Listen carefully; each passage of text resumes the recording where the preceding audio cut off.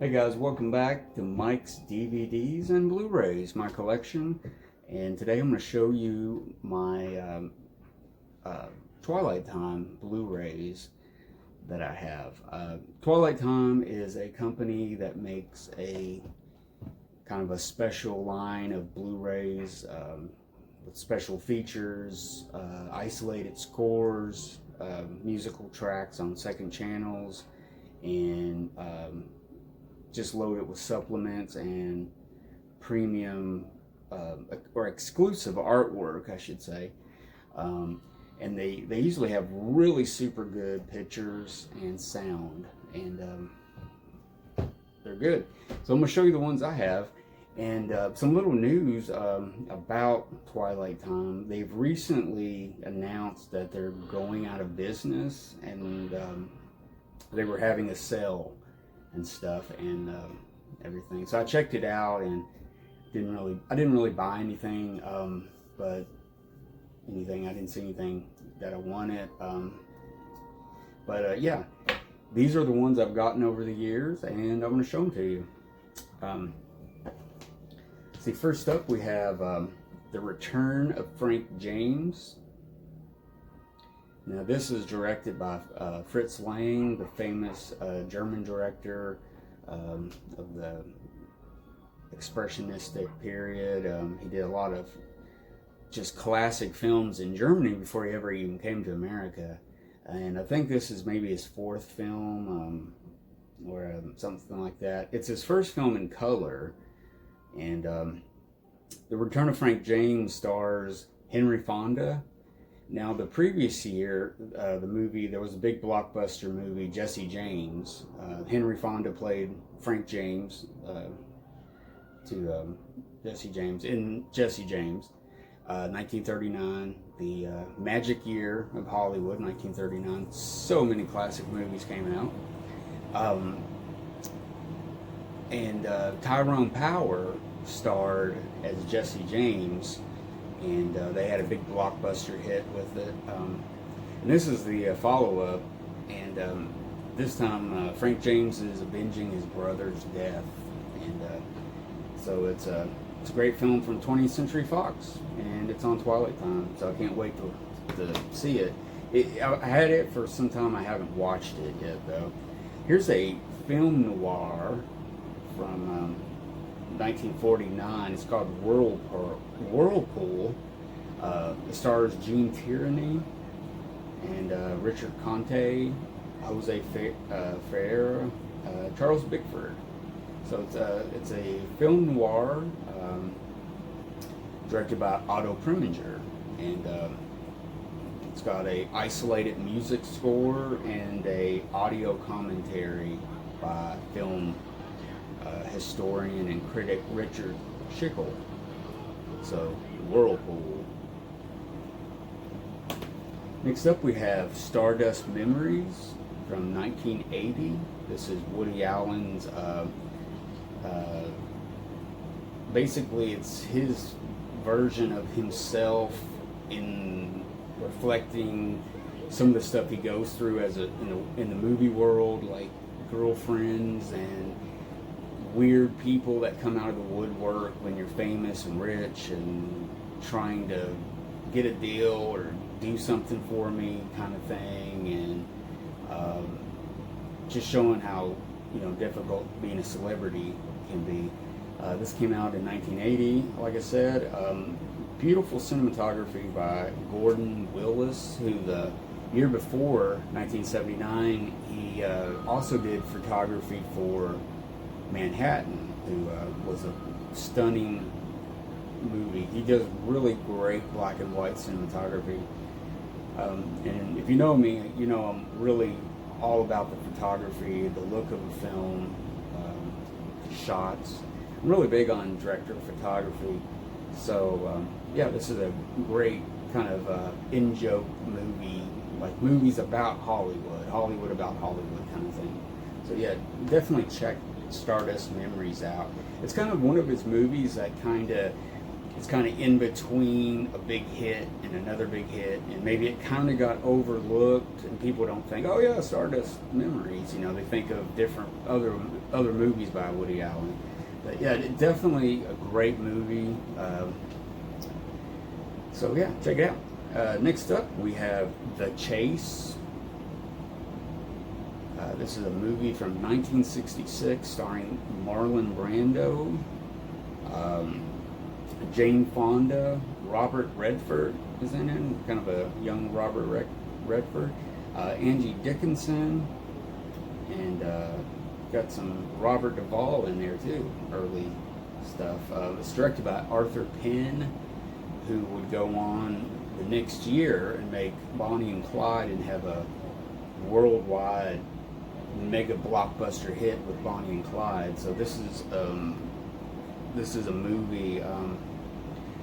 It's a kind of focuses on a corrupt small Texas town where prison break exposes local secrets, lies, and violence. So it's also got a score by John Barry, and you can listen to it isolated. Next up, I have a small, kind of an indie cult film at the time. This came out in 1975. It's called Inserts. Stars Richard Dreyfuss, Bob Hoskins, and a great role, a great performance by an actress named Veronica Cartwright. This is a little oddball film from 1975. Directed by John Byram. He also wrote it. I guess it's, a rarely seen cult favorite, because I had never heard of it, and I found it one day looking up movies and who did what, and like Richard Dreyfuss's what movies he made, and kind of click like Wikipedia. I click on there and read about it. It's like Inserts. It's like takes place in the late 20s. It's kind of another movie about Hollywood. Richard Dreyfuss is a once successful silent film director who he's reduced in sound era now, where Hollywood has switched from silent movies to sound film.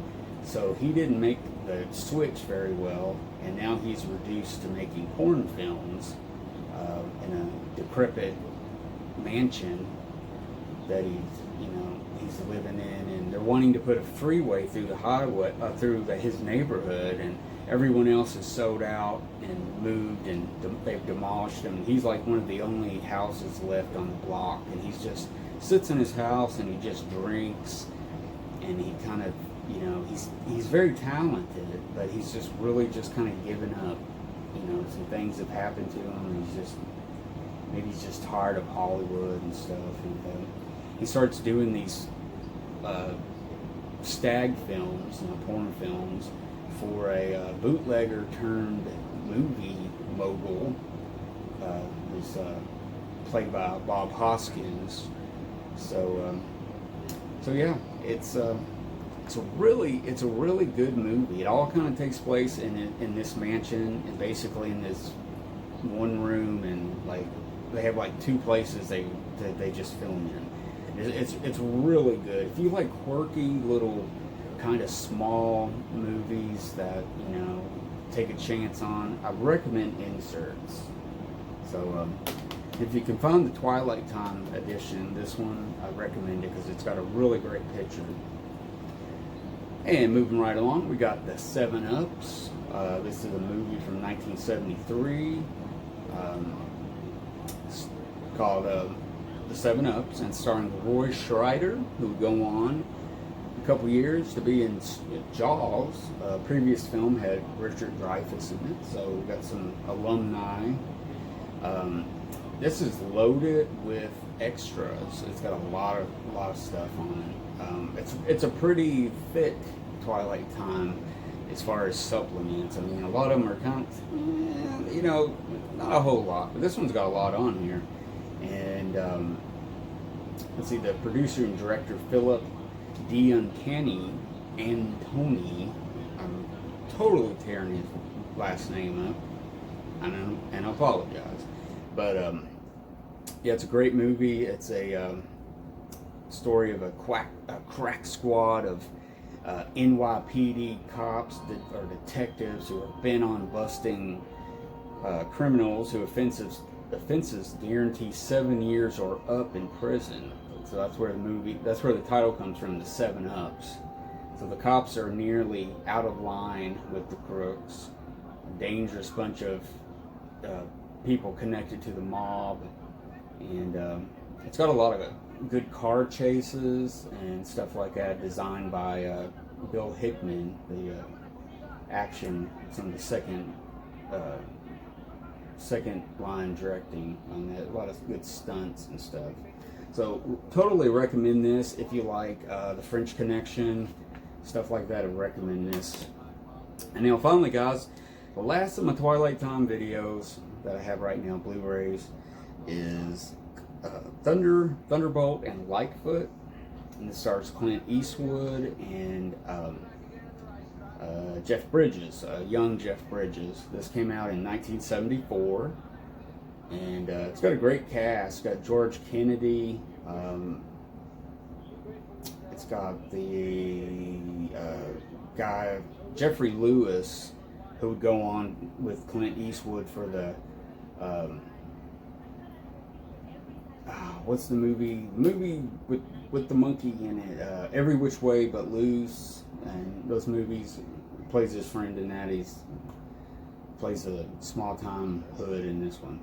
So highly recommend this. This is directed by Michael Cimino, who would go on to make The Deer Hunter and Heaven's Gate, basically a bankrupt United Artist.